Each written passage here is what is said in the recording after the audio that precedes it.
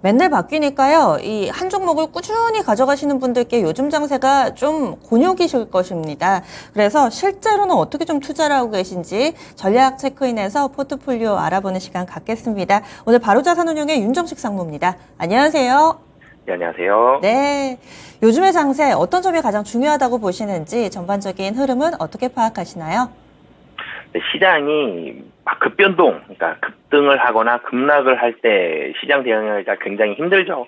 예를 들어서 뭐 몇 달 전에 에코프로 그룹 쪽, 포스코 그룹 쪽 2차전지 소재만 막 올라갈 때 상대적으로 박탈감도 들고 그 종목들이 너무 많이 시가총액이 올라가면서 지수는 많이 올라갔는데 내가 그 종목이 없다라면 시장 대응이 상당히 좀 만만치 않았던 게 있었고, 그리고 코로나가 좀 뭐 아직도 코로나 남아있지만 리오프닝 관련된 종목들 뭐 얘기 나오고 이럴 때 3,300 갔다가 밑으로 조정받을 때 2,700까지 좀 빨리 떨어졌죠.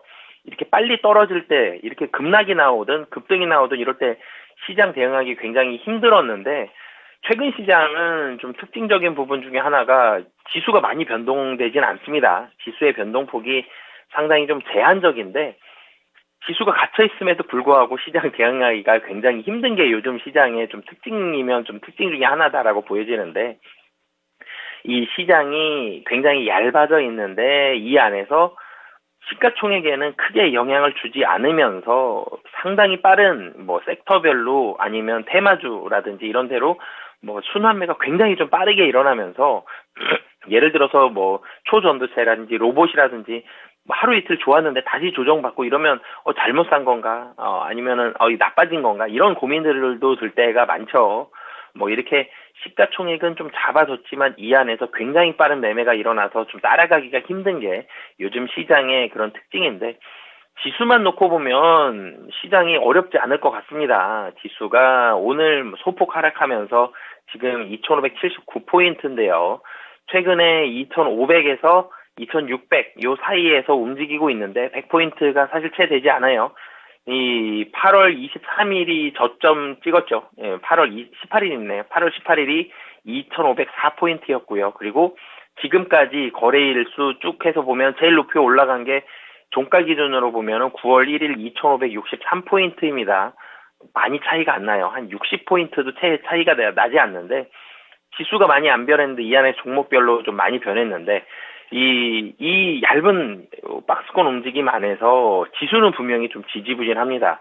거래대금도 이 10조 원이 넘는 날이 별로 없어요. 최근에 보면 10조 원 미만으로 움직이고 있고, 어제 같은 경우는 이 7조 5천억입니다. 오늘도 지금 장 시작하고 이제 한 45분 정도 됐는데 거래대금이 2조 원이 채 되지가 않습니다. 어제만큼 좀 낮은 거래대금이 오늘도 좀 나타날 것으로 보여지는데요.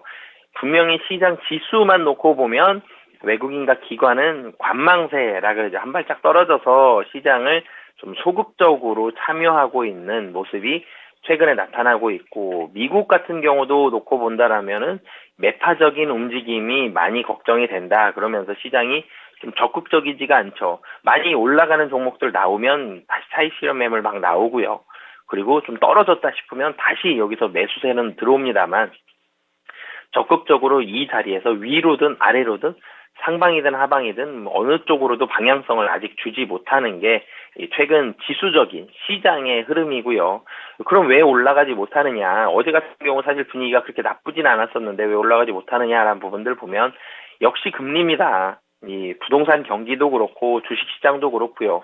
금리에 대한 우려감들이 계속 있죠. 지금 국제 유가가 많이 올라갔죠. WTI가 86달러를 어제 돌파를 했었는데, 가솔린 가격이 올라간다라면 미국에서 물가 우려감이 다시 나올 수 있고, 물가 얘기 나오면 금리 인하는 다시 좀 더 한 발짝 더 멀어지는, 안 그래도 좀 가까이 다가온 줄 알았는데 좀 떨어졌죠. 멀어진 관계였는데 조금 더 멀어질 수 있는 이 금리와 물가, 이런 부분들이 시장의 우려감을 자극을 하면서, 그리고 오늘 이제 뭐 베이지북이라든지 이런 이벤트들이 좀 남아있죠. 그러면서 미국 시장 어제는 또 조정이 나오는 그런 모습들 보여줬습니다.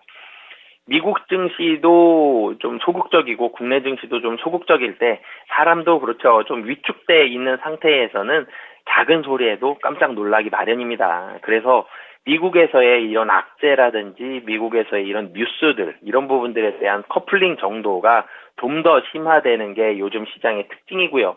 뭐 좋은 부분들로도 반영이 되겠지만 뭐 미국 시장에서 필라델피아 반도체 지수가 많이 올랐다. 테슬라가 많이 올랐다. 그럼 국내에서도 관련된 종목들이 오를 수 있죠. 근데 이 오르는 것보다는 좀 악재에 커플링 되는 정도가 좀 더 심화되는 게 요즘 시장의 특징. 뭐 그 이유는 시장이 좀 소극적이고 위축되어 있기 때문이다.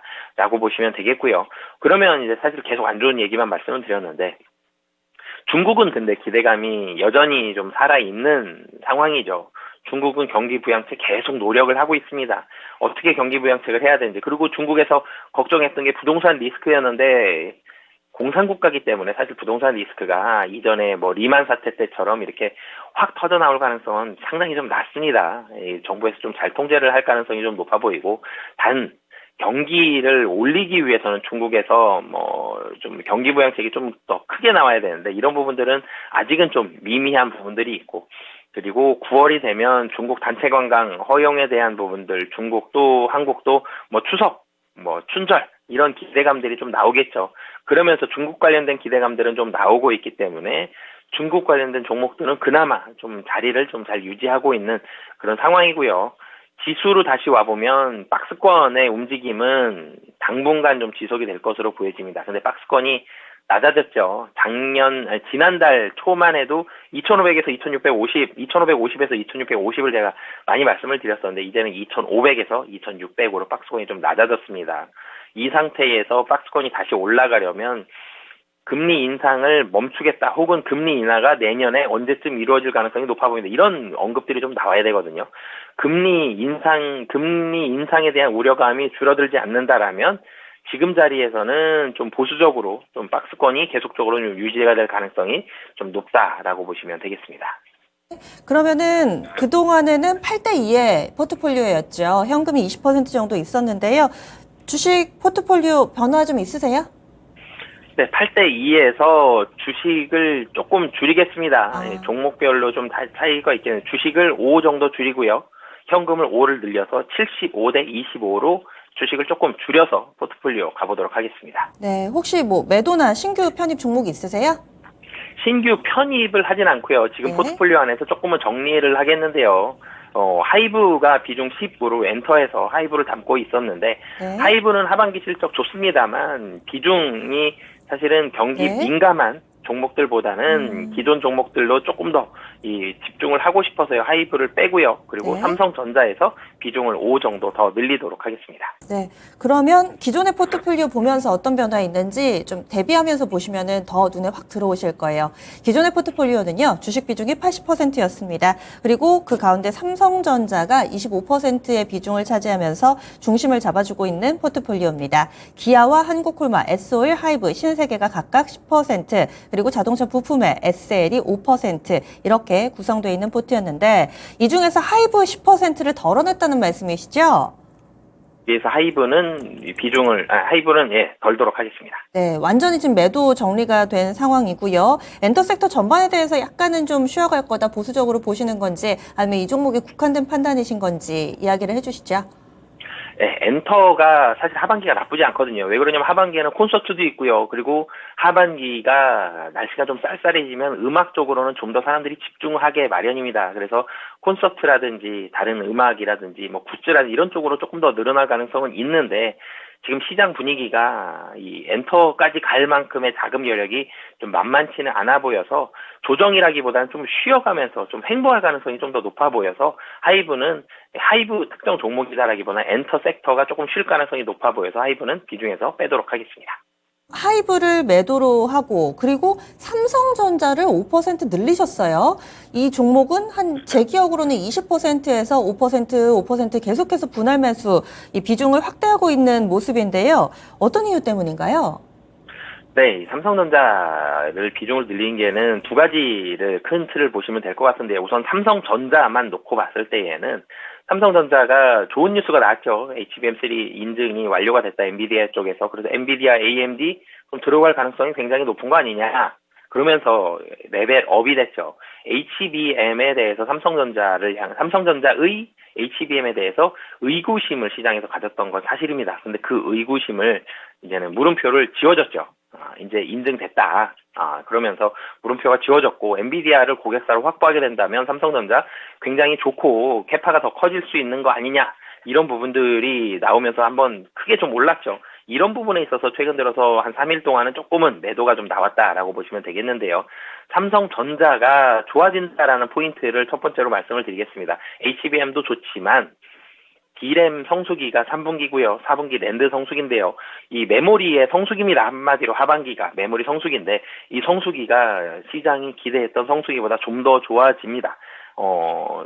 증권사에서 레포트가 영업이익 상향 레포트가 나왔죠. 추정치 상향 레포트가 연간 영업이익이 1조 원 이상 좀 더 올라간다라는 영업이익 상향 레포트가 나올 만큼 메모리 쪽에 있어서는 하반기는 기대해볼만, 안 그래도 기대해볼만 하면서 투심이 좋아질 텐데 이게 시장 기대보다 좀 더 좋아진다라는 게 첫 번째고요. 그리고 두 번째는 하반기에 메모리가 좋아진다라는 거는 사실은 다 알고 있는 사실입니다. 하반기에 확실한 실적이 나오는 종목, 지금 박스권이 얇아졌고요. 그리고 시장의 자금도 줄어들고 있습니다. 거래대금 줄어들었죠. 그런데 시장에 마땅한 대안이 만만치가 않아요. 지금 확실하게 배당이 나오느냐 아니면 확실하게 실적이 좋아져서 가격적으로 매력이 있느냐라 그랬을 때 대안이 만만치 않은 상황이기 때문에 대형주 중에서는 반도체만큼 삼성전자만큼 확실한 종목은 좀 없다라는 판단이 있어서 그런 종목들에 대한 대안으로서 수급이 좀 더 들어올 수 있다라는 점, 그리고 삼성전자 자체만 놓고 봐도 하반기가 좋다라는 점, 이런 부분들을 봐서 삼성전자 비중 좀 더 늘리면서 하반기를